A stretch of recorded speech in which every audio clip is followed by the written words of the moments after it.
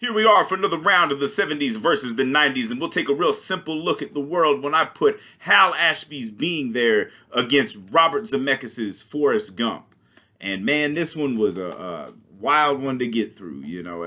Let's just dive right on into the first one. Hal Ashby's Being There, starring the great Peter Sellers in perhaps his greatest role. He plays Chance the gardener who we see him, he's all about gardening and watching television. This guy's life. You also tell, he's a little slow mentally. There's clearly something wrong with him somewhere on the spectrum.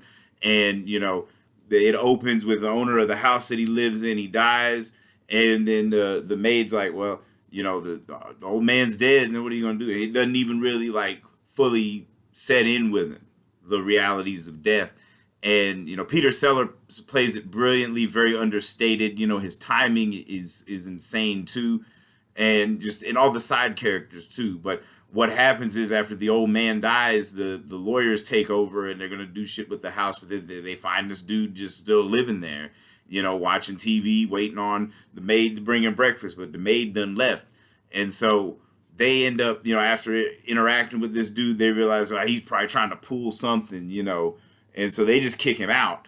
And so now this very simple-minded fellow, that's just all he is, his whole identity is just being a gardener. Now he's just out in the world, in Washington, D.C., no less. So he runs into all kinds of issues. But he gets away unscathed just because he's just so simple that you can't even really be mad at him, He's often funny at times, and he's not trying to be funny, And then, dude's so enamored with television, he comes across one of those store windows that has the video camera that puts you on TV, and he's just so enamored with that ends up getting hit by a very wealthy woman played by Shirley MacLaine, who's her husband, played by Melvin Douglas, who won the Academy Award for this role, is a rich businessman that's what they call a kingmaker. He's clearly got the president in the film, the job and everything. The president played brilliantly too by Jack Warden. And, just that kind of, everybody in this is perfectly cast. But what's so crazy about it is without even trying, he goes from one house to another house where, they put him up. And of course, the Melvin Douglas character is dying. And, this guy, Chance, brings a lot of joy to this old dying man. And of course, he calls himself Chance the gardener, but people misconstrue that as Chauncey Gardner, and they think that's his real name. Well, of course, nobody of that name fucking exists, and so that everybody's all trying to look for him. The president pays a visit to Melvin Douglas, and then also Chance gets to meet the president, and they're so enamored that the president ends up quoting him, and all of a sudden this dude's like the fucking voice of a nation. Ends up being on a talk show, and the lady that plays the black maid in the film, has the best line because when she sees this dude on that talk show just going on with his gardening philosophy, and everybody just eating it up like it's just gospel come down from the mountain, and she's like, well, it truly is a white man's world in America today. That boy dumb as shit, and he's on TV and all. You can get anything if you're white. It's just fucking hilarious. And this guy, he sounds profound, but he himself is still searching for the answers, and a lot of times doesn't even really know what he's saying or what he's being asked.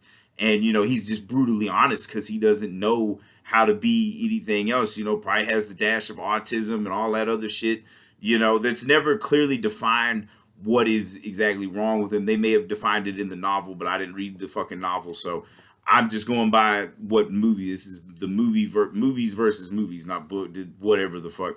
But, and all this shit happens, and then, all of a sudden he's more popular than the president. And when Melvin Douglas's character dies, one of the great scenes of that film is kind of the fucking six pallbearers for Melvin Douglas's character, kind of like the six old white dudes in the room that make all the decisions for the country and shit. And they're deciding, either the president's kind of fucking boring, we need a new president, and how about Chauncey Gardner? And Chauncey don't give a fuck. He walks off into the fucking walking on water, essentially. Now, that's probably my biggest issue with the film. What the fuck does that even mean? You're walking on water. Is that imply that he's like an angel or Jesus, because he does kind of have this ethereal vibe to him, but, he's also very simple-minded, you know. But it's a film that really shows you that, you know, if you don't think too much about shit, you get real far in life. You know, just say the first thing that comes to mind, and, you know, people are either laugh or think you're a fucking genius, or an idiot for that matter. There's a thin line between genius and crazy, you know. And then we move forward to Robert Zemeckis' Forrest Gump, which is the one. There's a million ways to describe Forrest Gump, and I'm probably not gonna describe him in the traditional ways. For me, it's just a pile of shit. You know, it's a movie that could have been great, you know, like, because the performances in it are fucking solid. You know, it centers around, of course, the title character played by the title character Forrest Gump, played by Tom Hanks, and his second Oscar-winning role in a row. Which is kind of, you know, when you think about it, Peter Sellers did not win the Oscar for Being There. So just go right there, just shows you how bullshit the Oscars was. They gave it to Dustin Hoffman for Kramer versus Kramer. That's neither here nor there. Let's get back to why Forrest Gump sucks so bad. The voiceover is really what kills it. We see this guy sitting at a bus station or a bus stop, more or less, and, you know, just begins just telling his life story to people. The first lady clearly doesn't give a shit. She just trying, you know, she had a rough day at work, trying to get home, you know, trying to read her magazine. She ain't trying to listen to this nut rattle ass about his life story. You know, what the hell this white boy got to say anyways. Then, like, as he keeps just telling it, then more idiots show up, and, you know, each one is more interested in the story. You know, the other one chick is like, oh, I remember when George Wallace got shot. You know, the film itself serves as, like, this kind of, like, Cliff Notes of history, you know, very whitewashed version of it, that you know, is really a good tool for every lazy history teacher just to put on and, like, give the kids a lesson in, like, basically the 20th century, all the major events and shit. And Forrest Gump is usually involved with it, you know, whether it be historical or pop culture type shit. You know, dude teaches Elvis to dance when he's a kid, got his leg braces on, you know, he solves racism and all this shit, you know, exposes Watergate. You know, there's just all kinds of shit, you know, even like in the smiley face t-shirt, and then the phrase shit happens. You know, there's a lot of stuff in this movie that it is just blatantly absurd. You know, it's meant to be a larger than life epic, and it does nail that in tone and scale, but I feel like we could have scaled back on the voiceover. For me, the voiceover is what takes away from this movie being great, because there are several great moments. And of course, Gary Sinise as Lieutenant Dan gives an extraordinary performance. His scenes where he really, like, you know, relents about, you know, losing his legs and all this shit, and all destiny and whatnot, that shit's great. Sally Field is phenomenal as Forrest Gump's mother. You know, she talk about a very determined mother. That woman's so determined to get her boy school, and she will fuck the principal. You know, and that's a very funny scene. But there's a lot of moments in this movie that I'm not sure they're meant to be funny, and they're just more laugh out loud funny than, say, Being There. Being There, like, kind of treats the silliness with a little more seriousness, if that makes any sense. You know, it's a solemn. They're not really making fun of Chance, where it feels like the whole movie they're kind of making fun of Forrest, you know, and it's like, it's just a weird fucking thing. And then you got the character Jenny, like, Robin Wright, plays it fucking great. She gives an extraordinary performance, and, you know, it's argued that this is the greatest movie villain. I don't really see that she's that much of a villain. I mean, you know, here's the thing.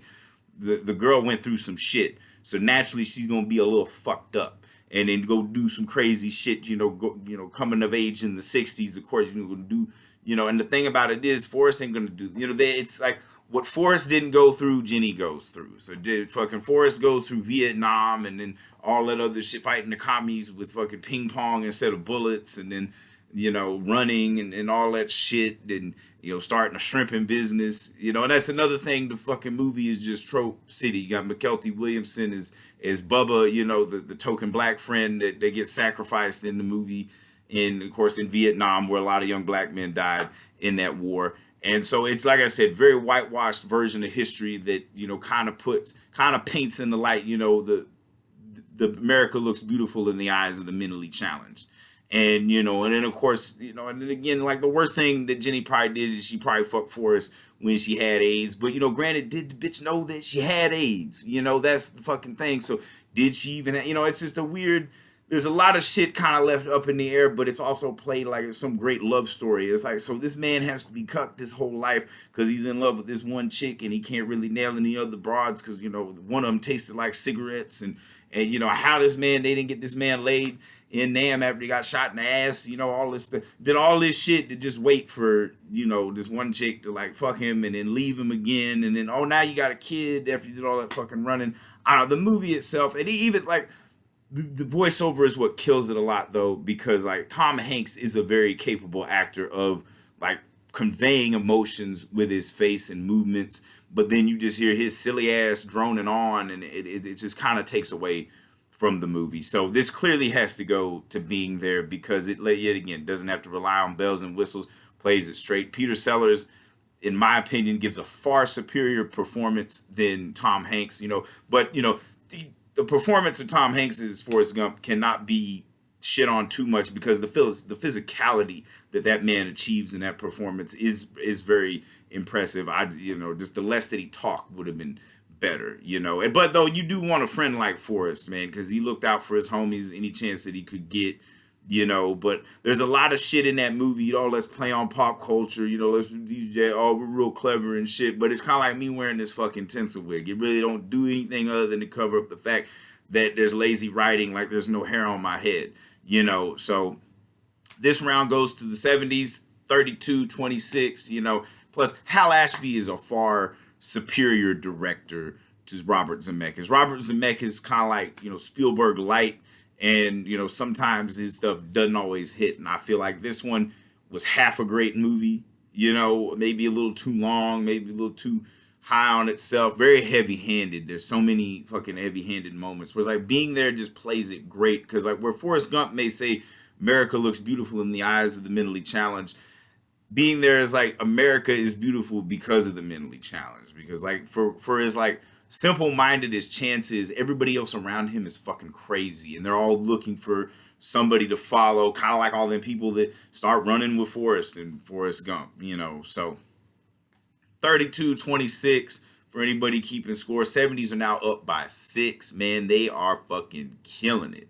Like, you wouldn't believe, you know. But like I said, the 90s can always come back. You know, I got many more of these. You know, if you got any suggestions, feel free to mention them in the comments. And if I've said anything wrong, anything you disagree with, like, feel free to eviscerate me in the comments. You know, I'll debate motherfuckers on how bad Forrest Gump is, because it's a beloved classic, but, you know, it's really just a pile of shit and living proof that the Academy Awards are fucking bullshit, because Peter Sellers did not get the Academy Award for Being There, and that was a fantastic performance. Definitely the greatest of his career, and by far the best anybody's ever done for a character like that.